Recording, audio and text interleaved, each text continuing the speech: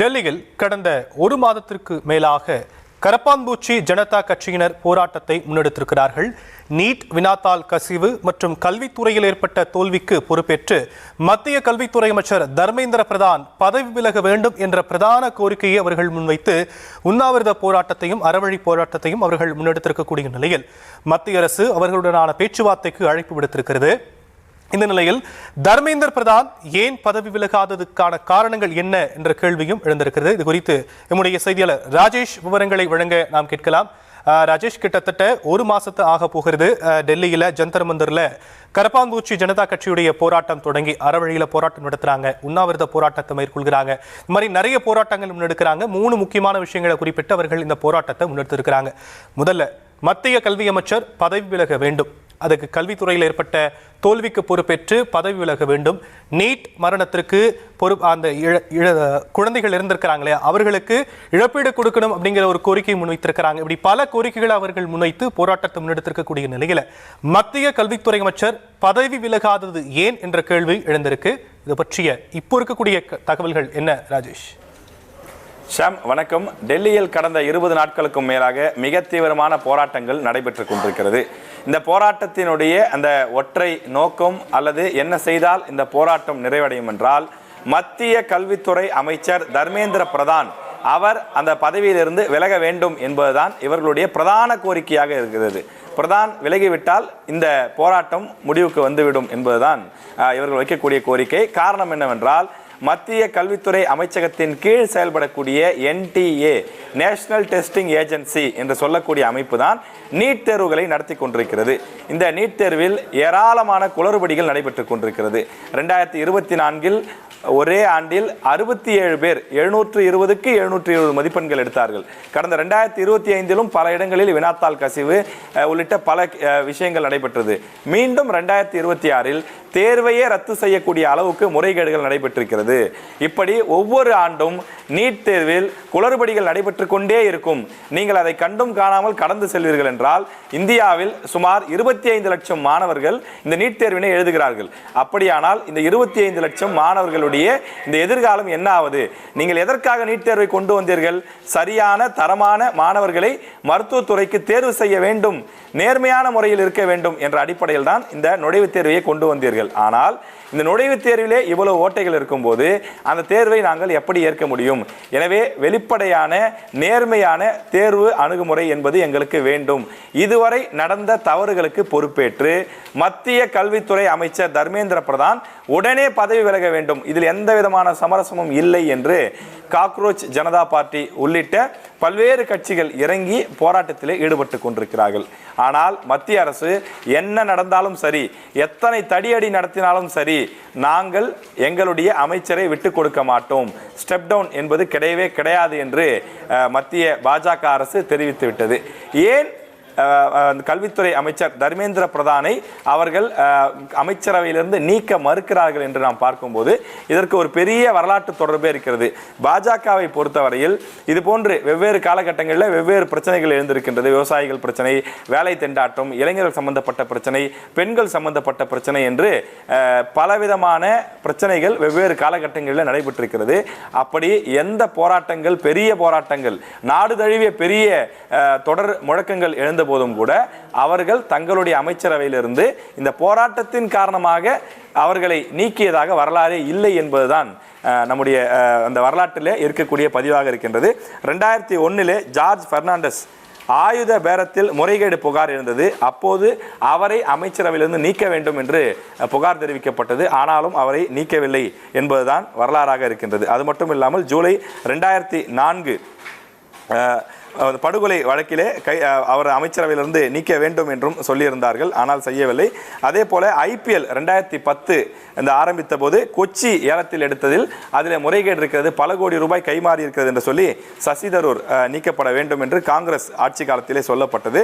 எனவே அப்போதும் கூட பார்த்தீர்கள் என்றால் அது போன்று அமைச்சரவையிலிருந்து நீக்குவதற்கான அந்த விஷயங்கள் நடைபெற்ற விஷயங்கள் என்பது இல்லை. எனவே பாஜகவை பொறுத்தவரையிலே தொடர்ந்து பல்வேறு காலகட்டங்களில் அவர்கள் சர்ச்சையில் சிக்கியிருக்கின்றார்கள்.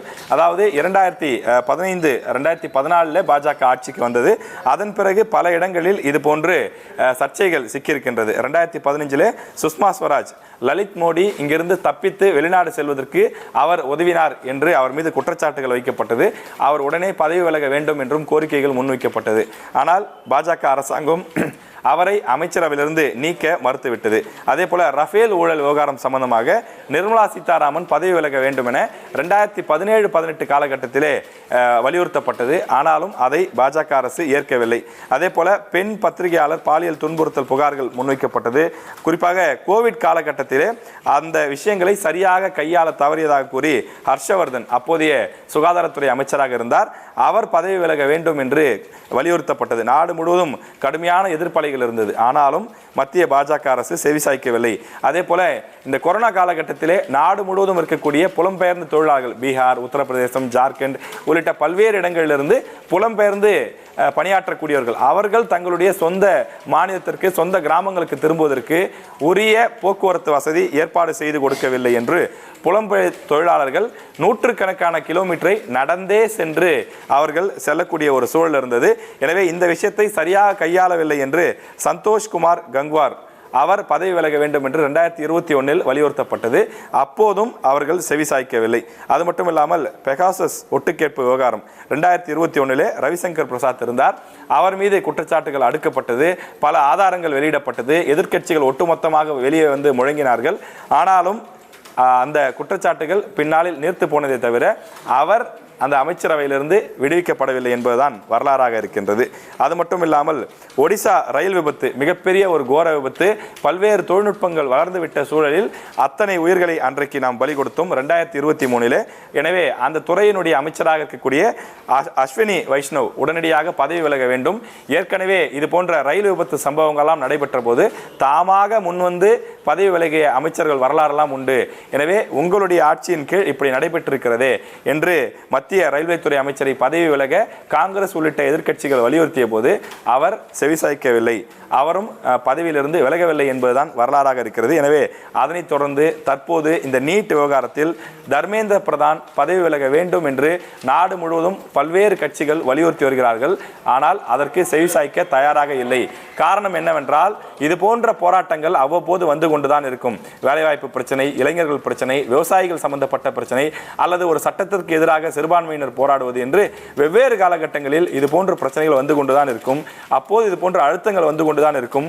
ஒரு முறை ஒரு விஷயத்திற்காக செவிசாய்த்து விட்டால் இனி ஆளக்கூடிய அந்த ஆட்சி நேரத்தில் முழுமையாக ஒவ்வொரு அமைச்சராக மாற்ற சொல்லி தொடர்ந்து அழுத்தங்கள் இருந்து கொண்டே இருக்கும்.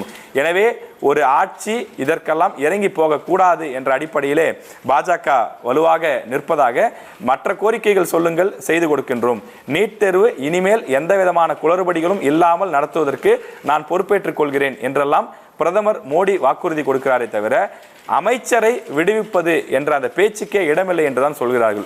இதற்கு நாம் ஒரு வரலாற்று உதாரணம் எடுத்து பார்த்தால் 2015 ராஜ்நாத் சிங் அவர்கள் அமைச்சராக இருந்தபோது ஒரு பத்திரிகையாளர் சந்திப்பிலே கேட்டார்கள், லலித் மோடி விவகாரம் சம்பந்தமாக ஏன் நீங்கள் அவரை அமைச்சரவையிலிருந்து விடுவிக்கவில்லை சுஷ்மா ஸ்வராஜை என்று கேட்டபோது அப்போது ராஜ்நாத் சிங் சொன்னது, இது என்டிஏ கவர்மெண்ட், இது யூபிஏ கவர்மெண்ட் இல்லை என்று அவர் ஒரு பதிலளித்திருந்தார்.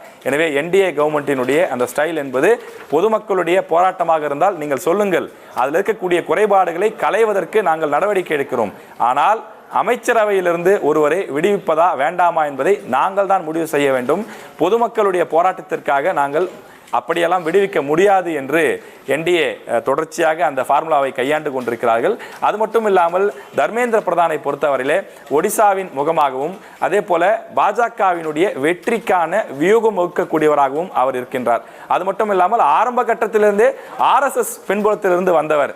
எனவே அவர் மிக முக்கியமான ஒரு பெருந்தலை என்று குறிப்பிடுவார்கள். அதுபோல மிக முக்கியமான ஒரு தலைவராக இருக்கின்றார். எனவே இந்த சிறு நெருக்கடிகளுக்கெல்லாம் அஞ்சி ஒரு பெரிய தலைவரை தூக்கி எறிய முடியாது என்று பாஜகவிற்குள் இருக்கக்கூடியவர்கள் கருத்து தெரிவிக்கின்றார்கள்.